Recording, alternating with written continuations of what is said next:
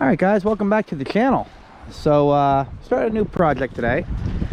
We're gonna be, well, basically we're gonna make these doors open just like we made this door open. So we're gonna be going in these rear doors. Probably gonna take a couple days because I get home, only have about an hour of light. So basically we're gonna do the same thing. We're gonna build some hinges up top, 2 hinges. We're gonna take all the junk off the door that we don't need, and we're gonna go wing these, and we're gonna do them independently. Now I have seen a lot of people weld the seam together on the outside. Some people do it on the inside so it still looks functional, but I want to do these so that they open separately. So we're gonna get started on the passenger side, because this door, as you can see, it's pretty hammered, all dented and shit, but I do have a spare door. So we're gonna get started on it. We're gonna go through. We're gonna get rid of all this junk here, and I don't know, anything on the bottom. Well, we're gonna keep this. We'll keep that.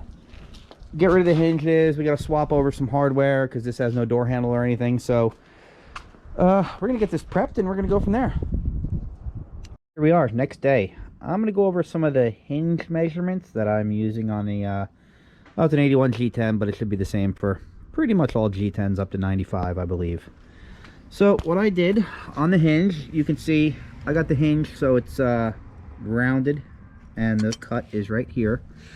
I cut 3/8 of an inch away from here, and then I cut a 5/8 inch piece, and these are going to get seamed just like that, so that this piece here butts up to that one, and then we're just going to weld those together.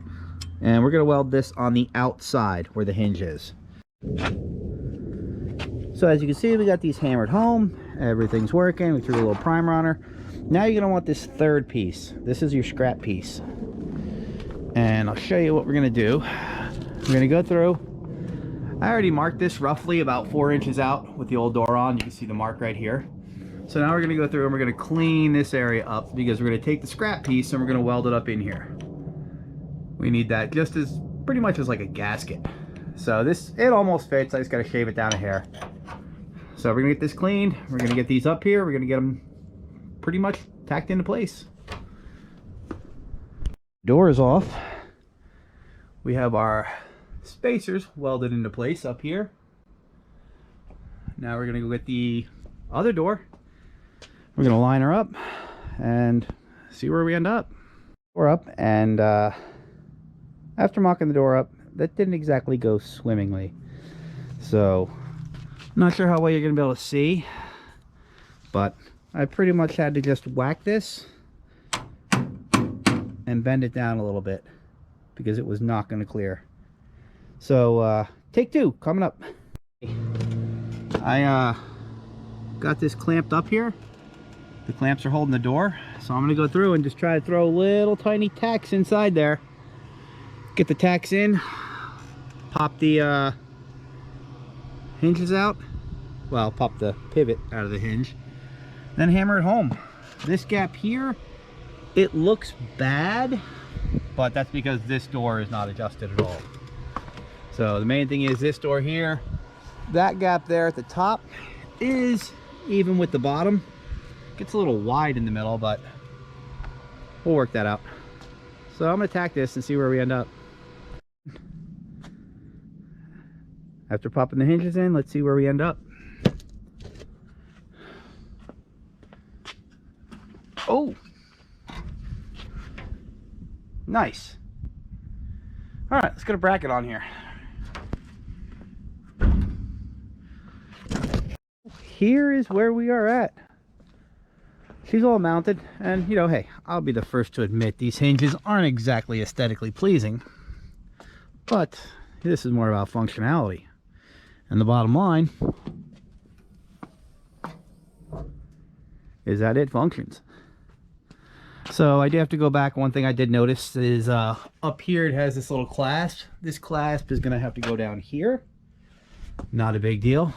Should be able to change that out in a few seconds, and then we'll see if the actual door handle works, because right now it's not connected to nothing. But yeah, overall she goes down pretty easy. You can see just a couple fingers, falls into place. Gaps look all right. You know, as far as the top and bottom, not a whole lot I can do with the middle, but we'll figure something out. And yeah, these gaps are not even, but this door is way off. You can see it's all the way at the top here, and there's a big gap there. So we'll straighten all that out. And obviously I have to re-drill into this for the louvers. Not a big deal either. Let's get to work. Dark, but I figured I would show you. I swapped the latch around. Now it's all locked, and it actually functions. Does what it's supposed to do. All I did was pop it down there, threw some washers under it to shimmer up, and we're in good shape. I was a little worried that the door was going to kind of bend a little bit with a strut only on one side, but I think we'll be fine. Especially when we get this door done, because this lip will support the door anyway. So let's go finish up the other hinges, and well, tomorrow I'll start the other side. And away we go. You see, we got our little brackets up in there just to, you know, get rid of that little cavity there. So hindsight, I probably should have done this door first. One of the problems that you'll have is once you have the passenger door on, you cannot open the driver's door. It actually gets hung up on this corner here, which not a big deal. You just pop the hinges off and pop the strut off. You're good to go. So yeah, it would have been easier to do this door, but I didn't own this door. I actually just picked up a door. As you can see, doesn't look anything like the original van. So we got the hinges welded on there. We're going to set her up into place, close this door, kind of shimmer all up and tack it. See where we end up. Wish me luck. Actually, one other thing before I forget to mention it. What you might want to do is go through and shave one corner off. It'll really help you later on from scratching your paint if you do this to all your hinges. Just a little FYI. So you can see I got one tack on each side, then I pulled the hinges. Now we're not going to hammer this home yet. We're just going to throw like, I don't know, 8 or 10 tacks, so it'll definitely hold the weight of the door. And then we're going to try it out. See you in a few seconds. Here we are, end of the day, and I'd say it was a productive day. Now we got both doors on, we connected the struts and everything, we're good to go. The only slight issue that I'm having is, you know, if you see this body gap, we got, I can almost stick my finger in there, and then it tapers down to pretty much nothing. But that's pretty much an easy fix. All I have to do is basically the whole door has to get tilted that way, and of course, you know, being welded, there's no real adjustment on here. But if I pull the door off and knock these down, these 3 on the outside, when I put it back up, it will raise the door and it'll kind of clock it. So give you an idea how it's working. And this one, we got that little stupid hinge underneath.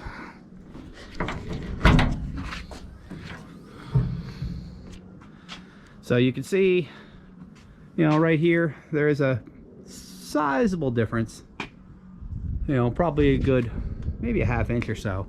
And when I adjusted this, I put this on here so it was just a hair lower, so these doors won't ever hit. So yeah, that's where we're at. I definitely think it's pretty cool, pretty different. I mean, yeah, it would have been easier had I welded the doors together, but I really didn't want to do that. I wanted something different. I would have liked to have kept the one door open, you know, barn door style, but it would have been too much modification, and I just think this looks cooler to have an extra shade here. So I think that's going to do it. No reason to see me knock the piss out of this with a hammer. So we're going to end the video here, guys. So thanks for watching. Please subscribe. Catch you soon.